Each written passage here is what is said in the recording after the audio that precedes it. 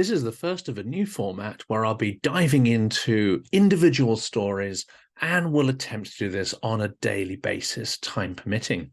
We start with the story of the truckers' blockade that is happening in Poland and Slovakia. This story is about Polish truckers blocking the crossings at the Ukrainian border.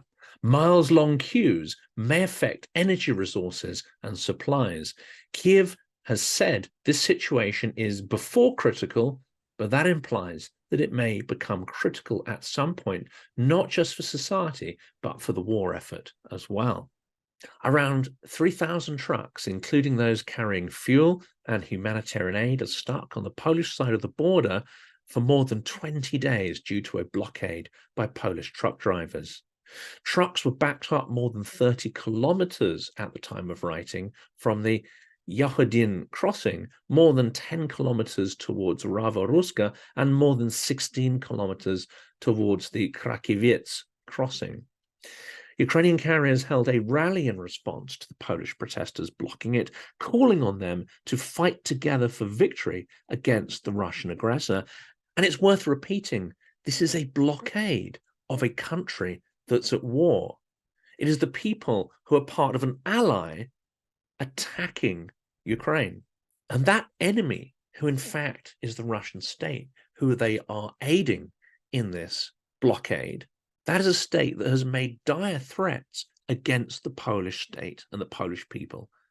A blockade of essential humanitarian supplies, and possibly it may also be preventing some military gear from getting through. The cynicism and inhumanity of this action should shock people. Of course, there are some public statements about what the dispute is about, but as you start to look at those, they unravel very quickly. Polish farmers are afraid of cheap Ukrainian wheat. We're afraid of Ukrainian truckers. We're being swamped by their trucks, says Jacek Sokol. Prioritizing your own well-being over European security and peace, prioritizing your own well-being over Ukrainian lives, that does not seem to me to be a moral case. And of course, the Polish blockade by the drivers violates a considerable number of agreements and European laws. The blockade results in major shortages in Ukraine and affects the transportation of fuels and humanitarian aid, as we've said.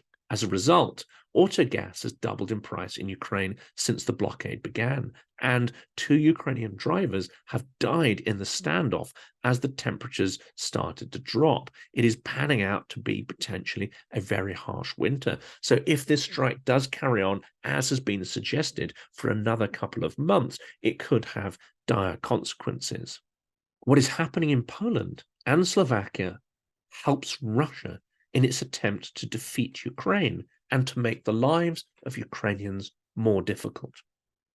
I'm now going to talk to Dean Joyce, who has experience of how these active measures play out through the structure and organization of unions. His experiences in particular to Australia, but some of these principles no doubt are the same. We're going to talk about how the ringleaders who may be benefiting materially and may have ideological reasons for siding with Russia managed to convince their rank and file members to take actions which fundamentally are against their own interests and, of course, are fundamentally immoral. So, Dean, thank you for joining us on this story about the Polish truck strike. You, of course, have not only direct experience of how the transportation industry works and, of course, the civilian negotiations that may well be taking place, but you also have some insights into how the penetration of unions actually takes place if we're talking about Russian active measures.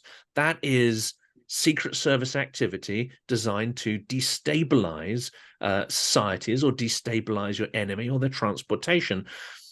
We suspect that this is going on in this case. Could you tell me a little bit about your background and your experience in terms of these active measures and how they play out within union-type organizations and structures? My background is I grew up in the Australian and British merchant navies. And I was basically trained to be a union breaker. because at the time, an extremely militant union was controlling the water-land interface, the wharf, in Australia. It was called the Seamen's Union of Australia, and it was a sister union to the Soviet Socialist Union. And all I can say about that experience is the criminality inside that Soviet system, and by extension, you're basically talking about the KGB at the time. So it would be the FSB now. It's insane. So how I was able to break that union, I was a transformation agent inside the union, changing their perspective. And their perspective was all about strength and violence. That's the baseline. And so to disrupt a union like that, like say what's going on with the Polish truckers, you'll have a extreme right-wing element that is driving this initiative. It's not legitimate, because if you look at the numbers, Polish truckers are doing very, very well. They have a huge percentage of market share as a collective, not as individuals, but as a collective in Europe. They handle a huge amount of freight, so they're doing well. You know, truck driver, when they're running, they're doing well. It's not a legitimate, you know, looking after your family kind of complaint, but that's how these militant unions drive it. They'll sell it to the union members as security, looking after your family, and that's how they motivate the masses inside the union. But you have a small core at the top of the union who don't give a shit about that. They're all on the take. They're all about, they're corrupt, and they'll be being paid by the FSB a significant amount of money to make it worth their while to cause damage in the transportation sector. Because this is something that they don't understand as well, is because of this strike, in 20 years' time, you won't have Polish truck drivers. They don't realize that. The guys on the ground, the Polish truck drivers doing the work, the decent, you know, salt of the earth guys, they don't know that. They're creating an intolerable situation. And what do governments do when they're faced with an intolerable situation? They get rid of it. And come full circle, that's what I did. We mentioned a couple of things there. We've mentioned motivations, and I think these are really important. So first of all, the truck drivers that are really behind the strike are not huge masses of people. There are physically a very small number of trucks, and behind them an even smaller number of people. You've mentioned two motivations here. One is ideological and one is material. So you've got money, criminality, etc., which is on the material self-interest side. And you've also got an ideological dotted line, which we've mentioned earlier in the segment. There are clear dotted lines between the Polish far-right organizations and their Russian counterparts. And there are also indications that they have pushed Kremlin narratives around Crimea, Donbass. So we've got that association. Out of these two motivations, which is the most important, or is that a meaningless question? Are they part of the same thing? It's money, criminality, and ideology, power, all mixed in together. For me, I was a very young man. I was 18 years old when I didn't know what was happening, you know, what I was being trained for. The level of violence is kind of like Inglourious Bastards, is you know, the Quentin Tarantino movie, where people are getting their heads smacked in and you know, dying and all the rest. That's nothing, because I did suffer from PTSD from the whole experience. So when speaking to, you know, ideologies and stuff, the normal way of thinking about unions, militant unions, extreme violence, that's the union leaders are about meaning, and they're not about security. All the union members are about security, looking after their family, looking after their mates and all the rest. But the union leaders are about meaning. And honest to God, their meaning is confused. They use the wrong units called money. And the more money I can make before I retire, the better I am. And so they take the money from the FSB. It's like, I guess in the United States, you call it black garbage bag money. So they'll take that $500,000 they're being paid to be a real instigator. They'll pay 12 or 15 other guys, their thugs, their henchmen, to carry out this stuff. Just go Just go block that 5-lane highway, not a problem. Okay, what's that take? 3 trucks. We're talking about a very small amount of people. And then just to sell it to the majority of the union members, they'll just talk about security and if we don't do this, you won't be able to pay, feed your family and yada yada yada. A truck driver has got to stay rolling. A truck driver doesn't have more than 5 weeks worth of money saved up, and this whole dispute is going on more than 1 or 2 months. And so they're being funded. It's being artificially sponsored by the FSB. And I only point to the FSB from my personal experience. The key question here is you've got a number of leaders who are materially benefiting. They also see this as an enhancement of their power because they're getting material support. They are learning or involved in criminality that again enhances their power and status. How do you then drive a wedge between those who are unlikely to change their behaviors because it is not a normal civil dispute? For them, it's almost like a criminal enterprise. How do you drive a wedge between them and actually the rank and file that they depend on for part of that power and status? Are you able to create an alternative narrative for the rank and file, as you say, who are only concerned for their business, their income, their family? How do you dissolve the narratives that are being manipulated by those ringleaders to get the rank and file to do what they want? Okay, so the first thing you do is you look for accents.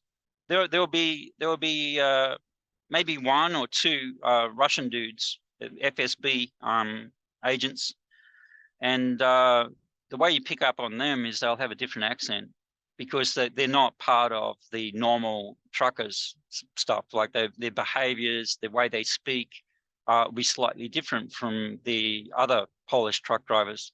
And so you figure out who they are, the ringleaders, right? And then you engage with the other guys, the normal guys, and it's about communication, and you just listen to their story and you listen. Then you focus in on them and their personal story, and they'll have issues. You go through each one of them, and what you're doing is you're creating a foundation with the normal guys. You get that connection, and then all you do is, like when the guy with the funny accent comes over, you'll ask him the same stuff, and he will not engage with you to talk about his family and stuff. He's all about getting this operation to work for the FSB. In this case, right? You just tell it. You don't have to say anything, because the union member's not stupid. And then after that conversation goes, and I know this sounds kind of manipulative, you go, well, "What's with Joe? He doesn't seem to get it, does he?" And the union guy will go, "No, he doesn't." It'll be what you do. You've just created a different social status, like them and us. And then you go, "Well, you know what? I think he's full of shit." And sometimes you can do this within seconds, and sometimes it takes a few days. But you just point out that their requirements are different from your requirements, and that there's a conflict and they don't match. And if you guys are really about security in your family, why don't we just all go talk to transportation minister ourselves?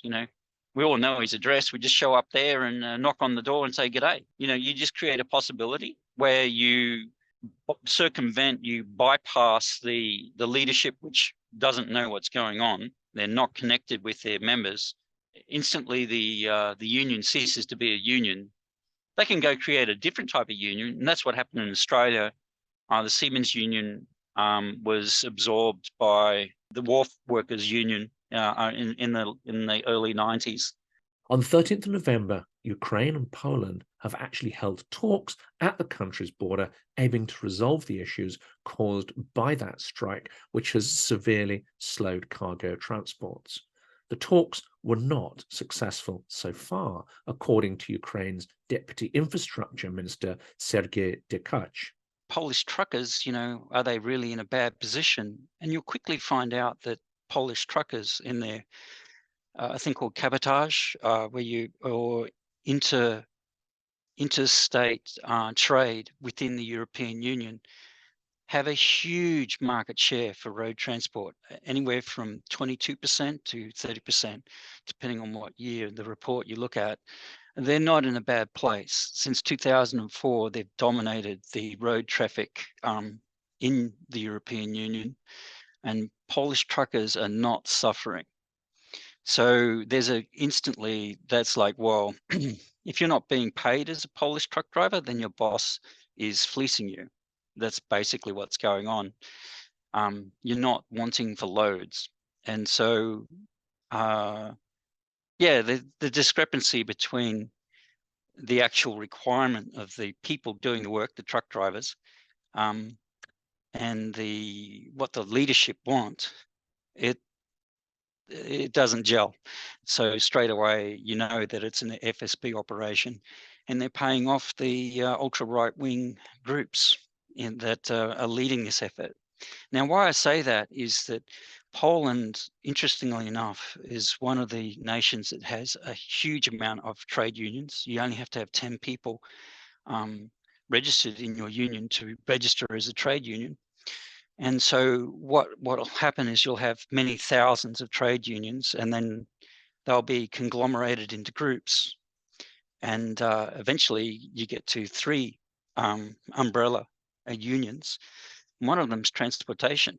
And I don't see anybody, transportation includes train traffic, and I don't see the train drivers striking, do you? So there is an article for interstate trade inside the European Union, which governs cabotage. Cabotage, just for viewers who don't understand, cabotage is when you have a foreign truck driver come into, say, like from France, go to Germany. Then there are rules about how many loads that they can handle while they're inside Germany, and then they go back to France. So in the United States, for example, it is a United States truck driver will go to Canada with a load, and they're allowed to bring a load out of Canada, and that's it. But in the European Union, they're much more flexible. They let you do 2, 3, 4 loads or drop-offs. So you've got a less than full load, an LTL, and you can just go to 4 clients, multiple areas inside a nation, and then come back to your originating place. Well, there's an article, Articles 101 and Article 102, that govern that kind of trade, and they really specifically talk to monopolies. And if you develop an unfair advantage due to a what do they call it? They specifically use the word undertaking. If a body engages in an undertaking such that it creates a unfair environment, trading environment, I think that's Article 102, Section A, then that's illegal. They're working against the spirit of the law, and so you just take it to court, and you'll have a good case to argue that they are in fact doing something that's highly illegal. The impact, right, that this is having.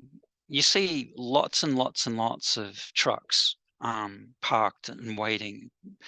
Last I heard, it was anywhere up to 5,000 trucks or 3,000 trucks. But you got to put it in context. The impact to Ukraine's war effort is low. It's not what the propaganda, Russians want us to talk about. Oh my God, this is really, really, really bad. Even if there's 3,000 trucks, do you know how many trains that's worth? It's 10. Yeah, 10 your average freight train would get rid of this blockade in a day. Like your freight train traffic would get rid of it in a day. So the actual impact upon Ukrainian logistics, it's a pain in the neck, right? But it's not as big as what Russia wants you to believe it is. The truckers' crisis. Truckers from Ukraine have been exempted from seeking permits to cross the Polish border since Russia's full-scale invasion of Ukraine in February 2022, and firms from Russia and Belarus have been setting up Polish entities, Polish truckers have explained. Polish truckers want a return to a limited number of licenses for Ukrainian truckers, a demand that Kiev said it would not consider. The blockages may be affecting critical supplies of energy resources for Ukraine, which is suffering from constant attacks. And as we know, as we enter into winter and the colds come perhaps a little earlier than it typically does, and we've already had intense snowstorms, this, of course, becomes a critical issue. LNG is the most heavily affected by the situation, with gasoline and diesel to a slightly lesser extent. Crucial imports from the Baltics are also being affected, not only the imports from Poland alone. If they keep on working at the same pace as now, a truck that arrives today will cross the border and get home at about Christmas, one Ukrainian trucker told Reuters. Drivers also have been complaining about the harsh weather, and as I said, we have already started to see the first heavy snow, frost, and minus temperatures in Poland and Ukraine. A representative of the Committee for the Protection of Polish Truckers, Jacek Sokol, said drivers from both sides should meet to talk and try to work an agreement out together. But is this just a typical trade dispute? This story suggests that it's not. We're going to dive into some of those details about potential dotted line connections to Russia. According to the Ukrainian Infrastructure Ministry, an average of about 40,000 to 50,000 trucks cross the border with Poland per month via 8 existing crossings. That's twice as many as before the war.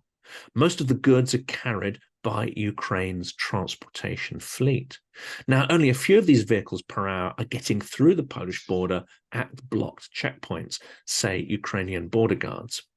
Now we're going to look at an article that appeared in the Euromaidan Press by Maria Trill, and it's dated the 23rd of November. Now, this article really stands out from the international reporting. If you look at most of the international articles from the foreign media, they tend to recycle the same messaging. They tend to recycle the superficial reasons for the strike, very few of which actually hold any water.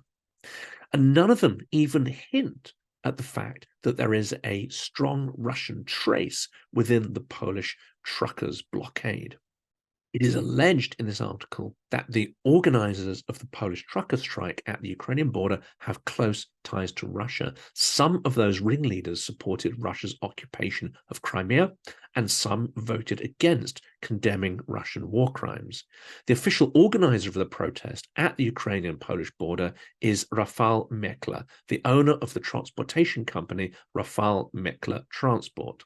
He is also, as it happens, head of the far-right party Confederation of Freedom and Independence chamber in Lublin, which is known for anti-Ukrainian rhetoric and close ties to Russia.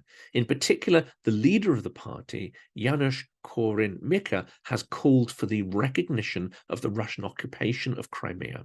In 2015, Mikke also visited the annexed peninsula, where he met with the Russian Occupation Administration head, Sergei Aksyonov. Earlier, Deep State, which is a Ukrainian website that maintains a map of the front line, also reported that Korwin-Mikke defended Russia's proxies in eastern Ukraine and tried to justify the existence of the proxy statelets that Russia has established there, the so-called DNR and LNR, the Donetsk and Luhansk People's Republics. As per Guildhall, the Confederation Party is also affiliated with another right-wing Polish party, the All Polish Youth. Its former leader was the leader of the Confederation of Freedom and Independence list in the 2023 Polish Sejm election campaign. The All Polish Youth movement has long-standing ties to Russian imperial movement, it is alleged. In particular, it was involved in recruiting fighters for Russia's proxy forces in the DNR and the LNR. Additionally, the article claims that the Confederation of Freedom and Independence of the All Polish Youth Organization and others, in addition, the Confederation of Freedom and Independence and All Polish Youth organized joint events. For instance, one was the Eurosceptic Sovereignty March held in 2019. The all-Polish youth movement also has ties to the paramilitary right-wing radical group Kadróżne Polo, which cooperates with the neo-Nazi group Rusisch. The group is currently fighting in the Russian army, according to the Guildhall study. Another key political supporter of the Polish blockade of the Ukrainian carriers dispute is the Confederation of the Polish Crown. Grzegorz Braun, the leader of the Confederation of the Polish Crown, met with the organizers of the strike and the co-founder of the aforementioned Russia-linked party, Confederation of Freedom and Independence. At the beginning of the all-out Russian invasion, Grzegorz Braun was the only member of the Polish parliament who voted against the resolution condemning Russian war crimes, adopted after the Russian army's massacre of Ukrainian civilians was revealed after its retreat from the city of Bucha. He has also consistently taken a position against the presence of Ukrainian migrants in Poland. Braun is the author of the slogan, "Let's stop the Ukrainization of Poland." Other key figures within these movements also have links to the Belarus military hierarchy. The report also claims that Pio Trans Company was participating in other pro-Russian actions organized by Rafał Mekler Transport and a number of other Polish companies demanding the lifting of anti-Russian sanctions. The Guildhall study also points to Russian connections to the organizers of the blockade of border crossings with Ukraine in Slovakia. On 21st November, Slovak truckers began blocking the passage of trucks towards Ukraine through the Vyshny Niemiecki Uzhgorod checkpoint, 6 days after the Union of Road Carriers of Slovakia threatened to block the Ukrainian carriers' border crossing from its side.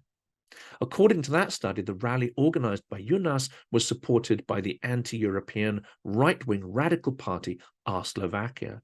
Earlier, the party advocated restoring friendly ties, quote, with Russia. Its leader, the Slovak politician Marian Kotleba, wrote a letter to former Ukrainian President Viktor Yanukovych in 2014, comparing the Euromaidan revolution to terrorism. Meanwhile, Rafał Mekler, organizer of the protest on the Polish border crossing with Ukraine, wrote on X, Twitter, that Polish carriers intended to block the Ukrainian-Polish border for more than 2 months. According to Mekler, the protests have filed an application to extend the action at the checkpoint until the 1st of February 2024.